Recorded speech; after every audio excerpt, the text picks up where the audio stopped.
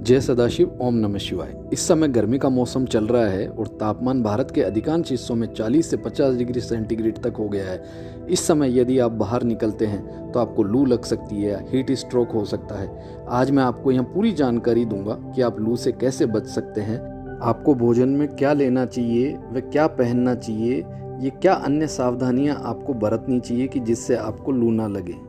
आप कौन सी मुद्राएं कर सकते हैं व कौन से योगासन कर सकते हैं, और मैं एक ऐसा आपको एक रामबाण उपाय भी बताऊंगा जिससे भयंकर से भयंकर लू भी उतर जाएगी। इसलिए अंत तक आप ये वीडियो देखते रहें। लू हमारे पेट, लीवर, हृदय, कंठ और सिर को प्रभावित कर सकती है। लू से पेट में दर्द, उल्टी, दस्त, चक्कर आना, जुखाम, बुखार, एसिडिटी की शिकायत हो सकती है और बीपी का लेवल भी बढ़ सकता है।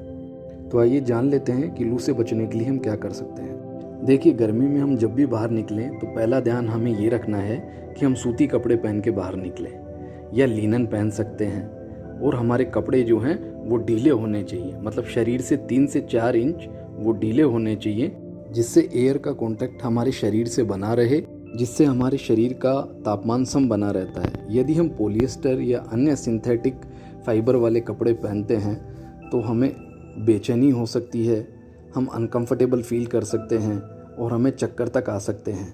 एक दूसरा ध्यान हमें ये रखना है कि हम ज़्यादा टाइट कपड़े ना पहने, और कपड़े हमें सफ़ेद पहने, लाइट कलर्स वाले कपड़े ही पहने। यदि हम ज़्यादा डार्क कलर वाले कपड़े पहनते हैं तो ये हीट को एब्जॉर्ब कर सकते हैं और हमारे शरीर को अनकंफर्टेबल फील करा सकते हैं। दूसरा ध्यान हमें ये रखना है कि जब भी हम बाहर निकलें तो हमारे सिर पर हल्का गीला टॉवल डाल के निकलें। या तो हम पगड़ी लगा सकते हैं या सिर पर हम एक सूती टॉवल डाल सकते हैं, जिससे हमारा सिर डायरेक्ट सूर्य की किरणों के संपर्क में नहीं आएगा और हमें हीट स्ट्रोक की संभावना न के बराबर होगी। तो आइए जान लेते हैं कि अब हमारा आहार कैसा होना चाहिए।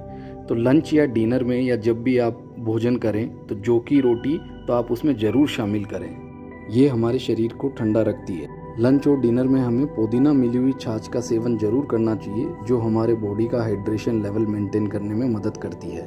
कद्दू और लौकी की सब्जी का भी हमें अपने भोजन में उपयोग करना चाहिए, ये हमारे बॉडी के टेम्परेचर को मेंटेन करने में मदद करती है। जब भी आप घर से बाहर निकलें तो बील का शरबत अवश्य पी के जाएं, क्योंकि बील का शरबत हमें सूर्य किरणों से वैसे ही बचाता है जैसे बारिश में रेनकोट। 40 से 45 डिग्री सेंटीग्रेड में यदि हम बाहर निकलते हैं और 1 किलोमीटर भी पैदल चलते हैं तो हम महसूस करते हैं कि हमारी पूरी बॉडी डिहाइड्रेट हो गई है और उस समय एनर्जी का लॉस भी हो जाता है, इसलिए हम थकान महसूस करते हैं। तो ऐसे समय के लिए मैं आपको उपाय बता रहा हूँ कि आप अपने टिफ़िन में तरबूज और खीरा काट कर रखें, और जब भी आप थकान महसूस करें तो 5 मिनट बैठ जाएं और खीरे और तरबूज का सेवन करें, जिससे आपकी बॉडी वापस से तुरंत ही रिचार्ज हो जाएगी और आप 5 मिनट का विश्राम करके फिर आगे चल दें। इसके साथ ही आप सौंफ और मिश्री का मिश्रण भी हमेशा अपने साथ रखें। चाहे आपको 5 किलोमीटर पैदल चलना हो, आप सौंफ और मिश्री को अपने मुंह में चबाते रहिए।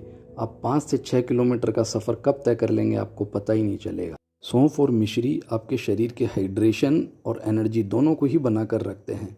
खस का शरबत भी दिन में एक बार आप ज़रूर पिएं, यह आपके शरीर के तापमान को कम बना के रखता है और ये लू से ढाल की तरह बचाव करता है, जिससे हीट वेव्स का हानिकारक प्रभाव हमारे शरीर पर नहीं पड़ता है। जब कभी भी आप तेज़ धूप में पैदल जा रहे हैं या मान लीजिए 2 व्हीलर या 4 व्हीलर से जा रहे हैं और आपको अचानक बेचैनी सी महसूस हो या ऐसा लगे कि हीट स्ट्रोक ने आप पे अटैक किया है, तो आप उसी समय 2 मिनट बैठ जाएं और 5 मिनट आप जल मुद्रा का अभ्यास करें। जल मुद्रा में आपको करना क्या है कि अपने दोनों हाथों की जो कनिष्ठिका है उसको अंगूठे के साथ मिला के रखना है और 5 मिनट तक आप शांत भाव से बैठ जाएं और सामान्य गति से सांस लेते रहें। इससे जल्दी आपके शरीर का जो अग्नि और जल तत्व है उसका संतुलन बन जाएगा और तुरंत ही आप राहत महसूस करेंगे। साथ ही आप 10 से 15 बार चंद्रभेदी प्राणायाम भी इसके साथ कर लें। चंद्रभेदी प्राणायाम में आपको करना क्या है कि बाईं नाक से आपको श्वास लेनी है और दाईं नाक से छोड़नी है।